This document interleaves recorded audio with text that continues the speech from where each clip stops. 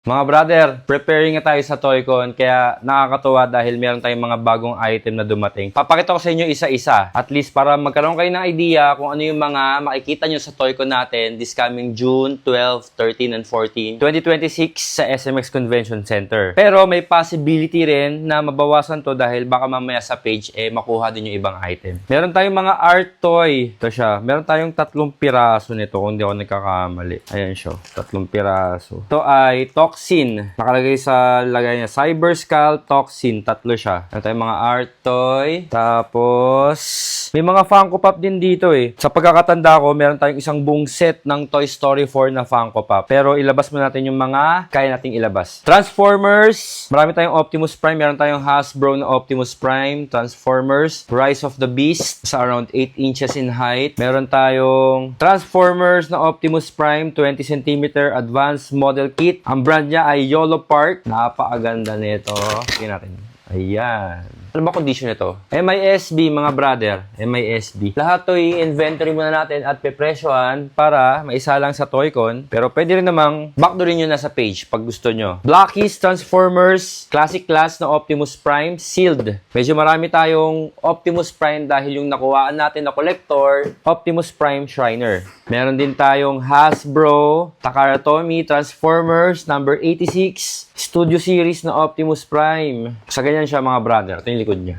Di ba? And then, Blackies na Transformers na Classic Class. Tingnan natin, magkapares ba itong isa? Ayan, magkaiba siya. Yung isang Optimus Prime, Revenge of the Fallen yata to eh. And then yung isa, hindi ko alam kung anong klaseng version ng Transformers to. Baka alam nyo. Hanap pa tayong Transformers sa box na to. Total of 2 box. Yung binubuksan natin box ngayon ay yung maliit na box. Meron pang malaking box to, mga brother. Meron tayong Slam Dunk. Para siyang art toy na Slam Dunk na Sakuragi. Ayan siya, kung makikita nyo. Diba? Kita nyo ba? Pag hindi, okay lang yan. Kasi karamihan naman dito gagawa natin ng unboxing video para mas ma-appreciate nyo yung details. Na syempre may mga konting trivia and details. Paganda na paganda to, mga brother. Tinatry ko lang hugutin yung mga pinakamagaganda sa dulo. Kaya inuuna ko yung mga medyo common. Pero tignan nyo naman, may mga nauhugot ako na medyo bibihira na rin. Next natin, meron tayong Spider-Man na Funko Pop. 1157 yung number niya. Spider-Man No Way Home. Ito siya, mga brother. Spider-Man No Way Home. Okay? Wala mo nakikita ko eh. Ito, meron tayong mga ZD Toys na Iron Man. Kung hindi ako nagkakamali, ngayon lang ako nakahawak ng itong klaseng ZD Toys. Hindi ko lang sure kung anong scaling nito. Check natin.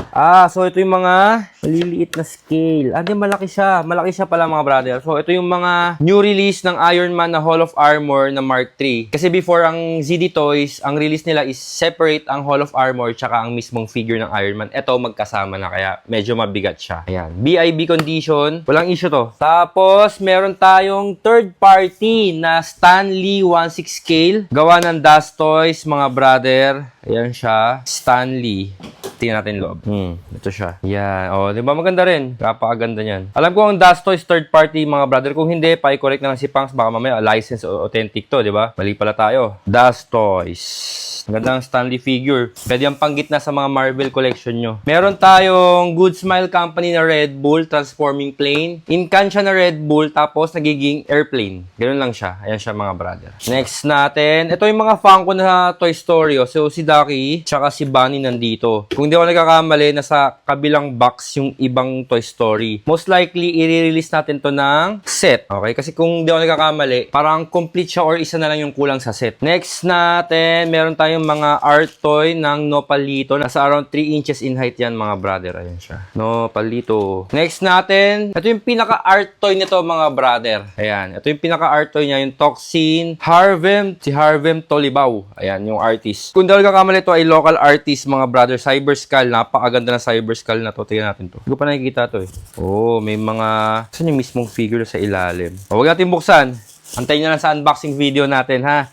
Kasi lahat to, mga brother, ipopost natin sa page natin para makita nyo at the same time para tayo nagka-countdown to Toycon. Ganun yung gagawin natin. Meron din tayong Iron Man 3.0 Mark III, mga brother. Kung di ako nagkakamali, 3.0, this is diecast metal. Silyado, MISB. Tingnan nyo naman, Tingnan nyo maigi. Para magkaroon kayo ng idea, yung collector na pinagkuhaan natin, Transformers collector, isa lang may-ari to. Iron Man collector, tsaka mga diecast Super Robot and DC. At least may idea na kayo. And a little bit of art toy. Meron tayong D'Agostini na Iron Man. Ito mga brother, binubuo kasi to hanggang sa makakuha kayo at mabuo nyo si Iron Man ng half scale. Diecast yan, medyo mahirap buuin yan. Ito, kung di ako nagkakamali, ito yung head. Ayan, di ba? Laki niyan. Alam ko half scale to or 1/4 scale. Tapos, mamaya natin hugutin itong mga magaganda. Dito mo na yan. Ito, may naligaw na Jurassic Park Tyrannocon Rex Autobot na Transformers. MISB ba to? Check natin.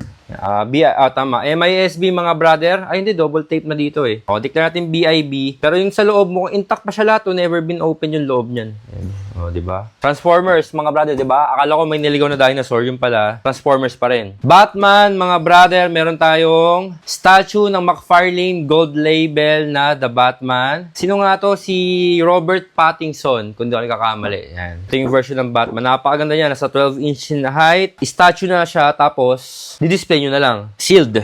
Malapit na tayo matapos ito. Last 3 items na to, mga brother. Ito yung mga pangdiinan eh. SOC Mazinger Z, mga brother, black version GX01B. Kilala nyo naman si Panga. Mahilig ako sa mga diecast metal na robot. SOC, isa yan sa mga specialty ng store natin. Kaya mabilis maubos yung mga ganyan natin. Ito, isa sa mga pinakapaboritong sinasalang ni Panga sa Jonathan's Toys. Meron tayong available ngayon na sealed version ng GX43 na Deimos. Pero most likely, mga brother, bubuksan ko to para sa inyo. SOC yan, diecast metal, fully articulated, natatransform kung paano sa mismong anime, ganun din dito.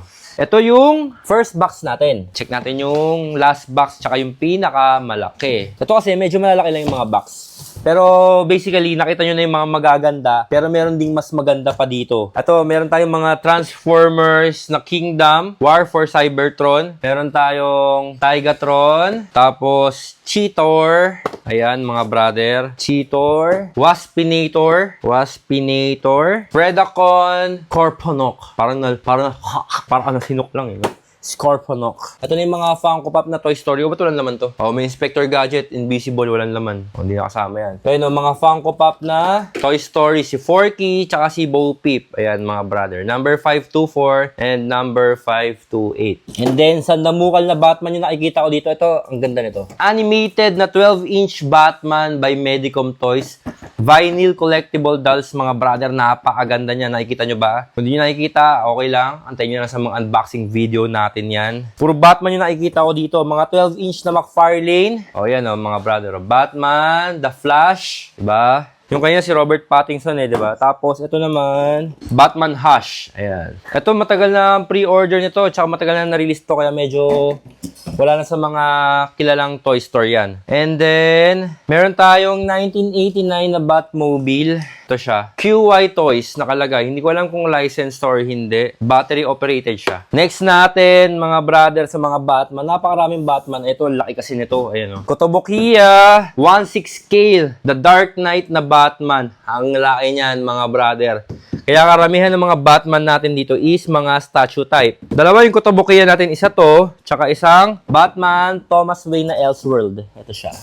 Ang laki din ng box niyan. Kotobukiya din yan, mga brother. Artifacts Kotobukiya. Antayin yan. Gagawan tayo ng video yan, huwag kayong mag-alala. Para mas ma-appreciate nyo. Countdown to ToyCon this coming June 12, 13, 14, 2026 sa SMX Convention Center. Tapos, Iron Man na SH Figuarts, mga brother. Birth of Iron Man Edition Mark III. BIB condition. Tapos, McFarlane na Batman Who Laughed ba to? Wow! Ang ganda oh. Sealed. Tama ba ako? Batman Futures End. Glow in the Dark. Batman Beyond. Akala ko Batman Who Laughed. Ayan siya. Pero parang Batman Who Laughed yung version. Tapos, kita nyo to? The Flash Batman. Sino nga to? Artista, mga brother. Bakit may ganito tayo? Diba? Kasi karamihan nga is articulated. Meron tayong ganito kasi meron tayong Batmobile. Ito. Ayan. Ayan, ang laki. Oh. So, partner yan. Partner natin i-release yan. Meron tayong Batmobile, saka yung mismong Batman. Ayos ba? McFarlane yung brand. And then, last but not the least, mga brother, meron tayong Combattler V na SOC. Dalawang version to. Sa mga nagko-collect ng diecast robot, super robot, ayan, Combattler V na colored and black version. Ito pa pala, meron pa pala tayo dito. Ito may mga Lupin the Third pa tayo. Ayan o, Lupin the Third na Medicom. Set to, marami to. Jigen, Fujiko, Lupin the Third. So, napakarami nito. Ito mga brother, may papakita ko sa inyo soon. Huwag mo na ilapit trends para hindi nila makita maigi. Meron tayong signed na Bilikan Shokai Vintage Tin Toy na Astro Boy. Signed ni Marishi Mitsu. Naka-acrylic case yan. This is one of the highlights ng booth natin sa ToyCon, mga brother. Pero antayin nyo, gagawin ko ng video para mas ma-appreciate nyo. Napakaswerteng kolektor ang makakuha nito. Napakarami pa. Ito may mga Funko Pop pa tayo, mga Transformers. Tsaka yung Toy Story na Funko Pop. Ay, andito sila lahat. Oh, meron pa pala dito. Ayan, may mga Toy Story para Funko Pop dito. Set kasi to mga brother. Ayan, set siya. Marami to, marami-rami. Parang almost 10 pieces, parang gano'n. Ito, ang pinaka-paborito ko sa lahat, mga brother, dito sa mga nakuha nating lot sale. Pero syempre, napakamaraming magaganda. Maliban dun sa Astro Boy na signed ni Marishi Mitsu, meron tayong SOC Go Lion na GX71. Sealed na sealed. Pwede nyo naman kunin agad na to. Pwede naman ding hindi at paabutin nyo ng ToyCon kung medyo nagtitipid kayo sa budget. Again, lahat ng ito mga brother, makikita nyo sa ToyCon this coming June 12, 13, 14. Dalawang booth na tayo. Katabi si Tito Nami. Check out nyo rin yung mga item ni Banots. Napakaganda rin namang ilalabas niya ngayon. Maglalabas tayo ng art toy. Maglalabas tayo ng custom na Hulkbuster by Rain Cifra. Antayin yun. Pero ngayon, and again, kung gusto nyo bawasan to, wala namang problema. Kung hindi naman din, pagsasaluhan natin to lahat sa ToyCon PH 2026. Ayun lang. Mahal ko kayo. Champion! Mwah!